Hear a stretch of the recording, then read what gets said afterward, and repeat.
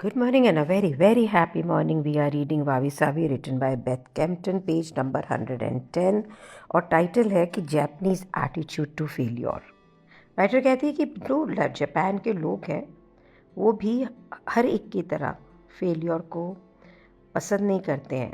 अभी भी social stigma attached है कि अगर आप फेल होते हैं तो you are losing your face.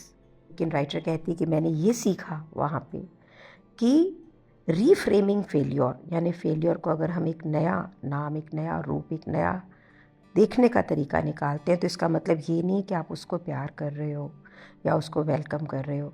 इसका मतलब ये है कि आप अपना बेस्ट कर रहे हैं with the intention of not failing because you care what you are doing.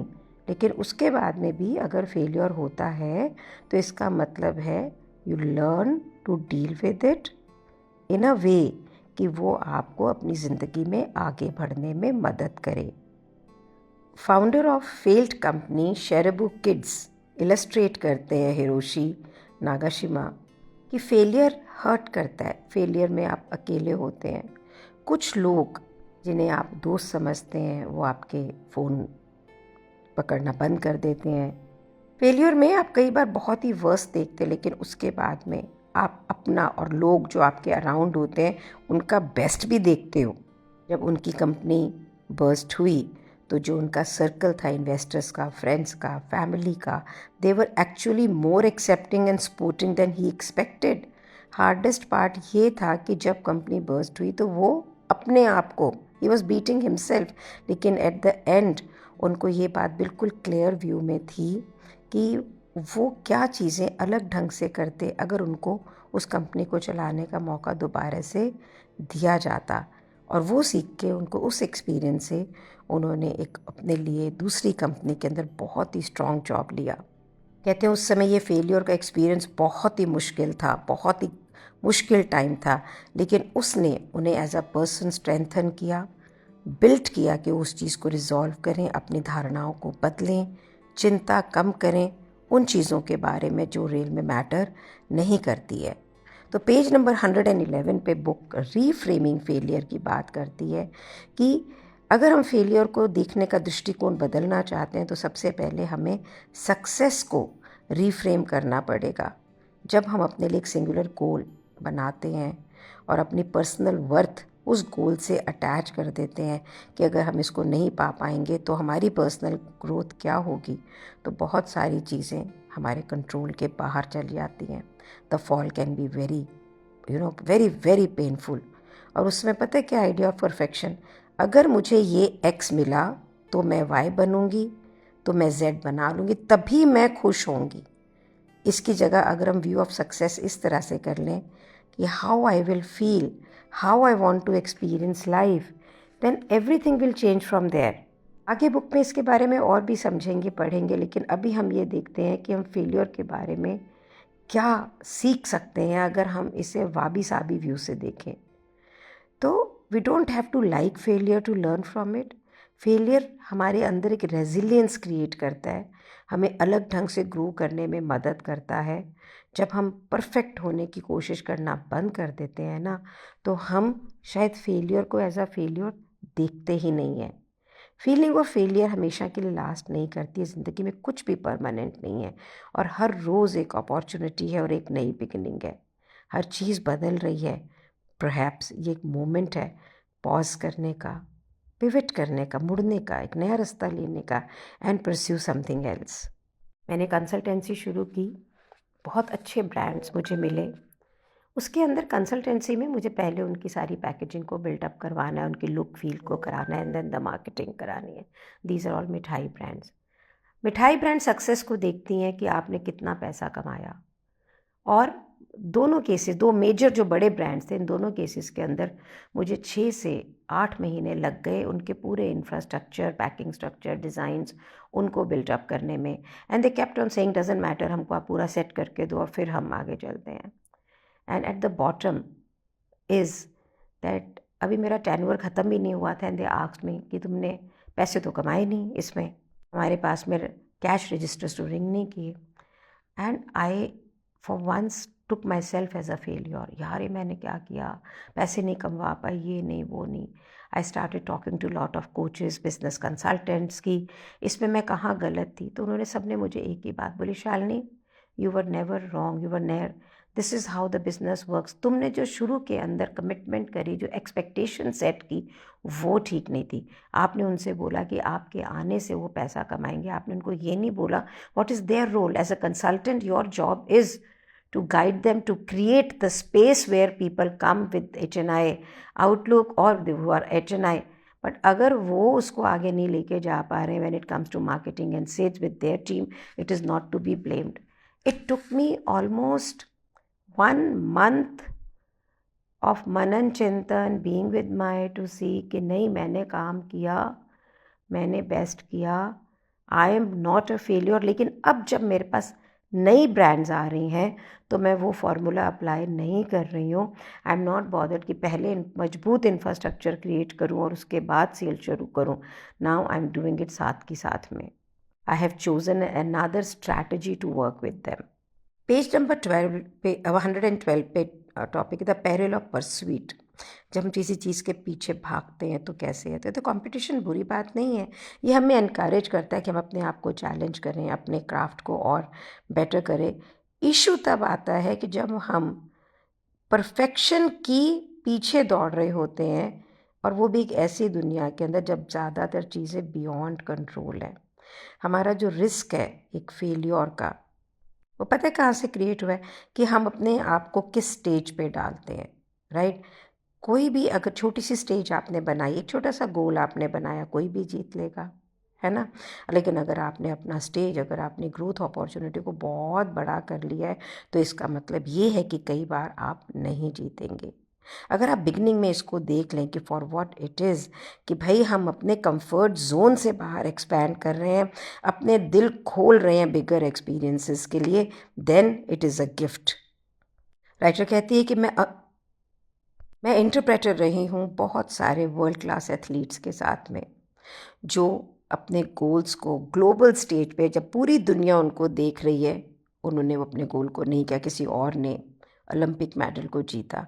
मैं अंडरस्टैंड करती हूँ वो इमोशनल दैट कास में दैट टर्मोइल जो विनिंग और लूजिंग के बीच में होता है। मैंने देखा है, रही हूँ मैं एक डेप्थ ऑफ डिसअपॉइंटमेंट में, जो कि एक थोड़े से गोल मिस करने से आता है, जिसके लिए आपने बरसों बरस सेक्रीफाइस किया होता है। बट विदाउट एक्सेप्शन वो लोग अपनी ज़िंदगी में बहुत बड़ी चीज़ें कर सकते हैं, जो ये रियलाइज़ करते हैं कि इम्पॉर्टेंट ये है कि अब आगे क्या हो रहा है। और ये सिर्फ कोई वर्ल्ड क्लास एथलीट्स की बात नहीं है, घर के अंदर केक बेकिंग है, कोई आपकी एकेडमिक अचीवमेंट है, कोई film making, anything, wherever you are chasing a specific dream, आपके पास चॉइस है हर मोमेंट को एक परसीव करने के लिए एज अ फेलियर और या as a way to move forward. तो एम्बिशियस हो, टैलेंटेड हो, अमेजिंग बने, परस्यू करें इंस्पायरिंग ड्रीम्स, डिलाइट ले अपने हर स्टेप को जो आपको उसकी तरफ लेके जाता है। लेकिन उसे ऐसे परस्यू ना करें कि जिसके अंदर ईगो ड्रिवन परफेक्शन हो, मैं ऐसा हुआ तो मैं ये, मेरे ये। इंस्टेड रिलैक्स करें इस नॉलेज के अंदर कि जो परफेक्शन है ये कभी भी एक अनअटेनेबल गोल है। It's an expansion that matters. Expansion आपका विकास। जब ये ब्रांड्स आपको मना करती हैं तो आपको पता है, ऐसे लगता है जैसे आपको कोई थप्पड़ मार रहा हो आपके मुंह के ऊपर, आपको ये कह रहा हो कि तुझे मैं किसी काम के लिए लाया और तू ये नहीं कर पाई। इनफैक्ट जबकि उनकी खुद की टीम उसे परफॉर्म नहीं कर रही होती है, और maybe there are some other ways I should have used. लेकिन एक्सपैंड हुई उनकी उस कॉन्वर्जेशन को लेने में। I took it bravely. बहुत रोई कमरे में, बहुत रोई फैमिली के साथ में, सामने सबके सामने नहीं रोई, पता है, लेकिन बाद में सोचा, लेकिन आज अगर देखा जाए तो as a consultant I am better, understand the brands better. मैंने किसी से पूछा क्या मुझे कंसल्टिंग अब करनी चाहिए, मैं ये प्रोड्यूस नहीं कर पाई रिज़ल्ट, तो उन्होंने बोला अब तो तुम्हें ज़रूर करनी चाहिए, क्योंकि तुम्हें पता है कि क्या चीज़ें रिज़ल्ट प्रोड्यूस नहीं करती हैं, so you can take a different path. Isn't this beautiful? यहाँ पे एक real life example at page number 113 writer दे रही है कि एक अनयूजुअल जॉब्स मैंने बहुत सारे किए, राइटर कहती हैं, और मैं एक लॉन्ग डिस्टेंस स्विमर के साथ में एज एन इंटरप्रेटर थी, जो कि कोशिश कर रहा था इंग्लिश चैनल को 15 घंटों के अंदर अंदर स्विम करने के लिए। थोड़ी सी बैकग्राउंड है कि वो स्विमर कौन था। जब राइटर उससे मिली तो वो ऑलरेडी पहला जापानीज़ व्यक्ति था जो ऑलरेडी एक पीस ऑफ वाटर बिटवीन होनोशू और हैकुडो को कवर कर चुका था, जो कि सी ऑफ जापान को पैसिफिक ओशन से मिलाता है। इंग्लिश चैनल को स्विम करने के लिए वो अपने कोच के साथ में डोवर आया। मैं कोजी B2B के बीच में रुके, जहाँ पे सीगल्स की आवाज़ें आ रही थी बाहर। अब यहाँ पे रूल बता रहा है क्रॉस चैनल स्विमिंग का, जो कि बहुत ही स्ट्रिक्ट है। फ्रॉम इंग्लैंड टू फ्रांस का जो ये चैनल है, प्रैक्टिकली आप स्विमर के साथ एक बोट में तो हैं, पर आप उसकी कोई भी खास मदद नहीं कर सकते हैं। एंड मैं इसको स्किप कर रही हूँ। And on the designated day of the swim, वो राइटर कहती, मैं 3 बजे उठी, एक छोटा सा मैंने चीज़ सैंडविच खाया, और लॉबी में जब मिलने आई कैन और उसके कोच से, तो कैन ग्रॉगी था और वो स्वे कर रहा था। रात को उसने कुछ स्लीपिंग पिल्स ले ली और विस्की ले ली, जो कि उसके लिए वो अपना जेट लैग ठीक करना चाह रहा था, विच डिडंट वर्क। नाउ कहती, मैं कभी नहीं चाह रही थी कि उस अवस्था के अंदर मैं सी में जाऊं, बट ही इंसिस्टेड कि एक ही विंडो है उसके पास में, अगर उसने अभी उसको नहीं किया तो कभी भी उसको मौका नहीं मिलेगा। कोच ने बहुत ही केयरफुल असेसमेंट के बाद में उसे ग्रीन लाइट दी। चीज़ें शुरू में बिल्कुल भी ठीक नहीं हुई। चैलेंज स्टार्ट हुआ और स्विमर जो था वो डिसोरिएंटेड था। वो आगे फ्रांस को जाने की जगह इंग्लैंड की तरफ स्विम करने लग गया। कोच ने कुछ इंस्ट्रक्शन उसे शाउट किया, एनकरेज किया to face France again, and off we went. ठंडा पानी, रियलाइजेशन कि उसने क्या गलत किया है, कैन को उसने पूरी तरह से सचेत किया। अब उसने सॉलिड शो ऑफ परसिवेरेंस के साथ में बहुत घंटे स्विम करा। जो इनिशियल मिस्टेक थी जिसमें उसने टाइम लूज़ किया, that was going to cost him. और वो 2 घंटे लेट थे जितने टाइम में उनको उसे स्विम करना था। जब वो अपने बोट में आए शिवरिंग करते हुए, लेकिन वो खुश थे। जब वो फ्रांस पहुँचे तो उनको इंटरव्यू किया गया इन जापान नेशनल ब्रॉडकास्टर के अंदर वाया सैटेलाइट फ़ोन कि ये चैलेंज उनके लिए कैसे रहा। उन्होंने एक ही बात बोली, मैंने उसको मेरा पूरा दिया।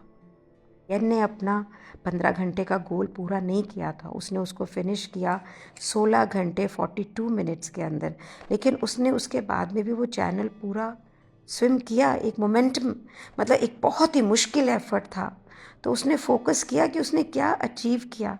वो प्राउड फील कर रहे थे कि at least he tried his best, he pushed himself to complete his first international crossing, and there was no doubt कि उन्होंने अपने फ्यूचर चैलेंजेस के लिए बहुत सारी लर्निंग ली। वहाँ से वो बने first Japanese person to swim from Japan to Korea, Japan to Russia, and all the way across Lake Baikal. You know guys, when I am reading this book, Diwali का time है, सारी मेरी कंसल्टेंसी पॉज्ड है। अभी ये book पढ़ रही हूँ और अब आज हम पड़वा पे हैं, मतलब दिवाली ख़त्म हो गई है, and the work of consultancy will start within a week again. I think after reading these books, after reading this chapter, I am a better consultant, better human being, and I'll be able to take the work in a more efficient way, without hurting me, without hurting my brands, without making them feel wrong, without making myself feel wrong. This is what I'm learning from this book, Wabi Sabi. What are you learning? सिर्फ इसे एक सुनने का दायरा ना बनाएं, इसे ज़िंदगी के अंदर सीखने का दायरा बनाएं, छोटी छोटी चीज़ों में ज़िंदगी में लगाएं। आप ये देखोगे कि ज़िंदगी बदल जाएगी। Thank you so much for being in my life. Thank you so much.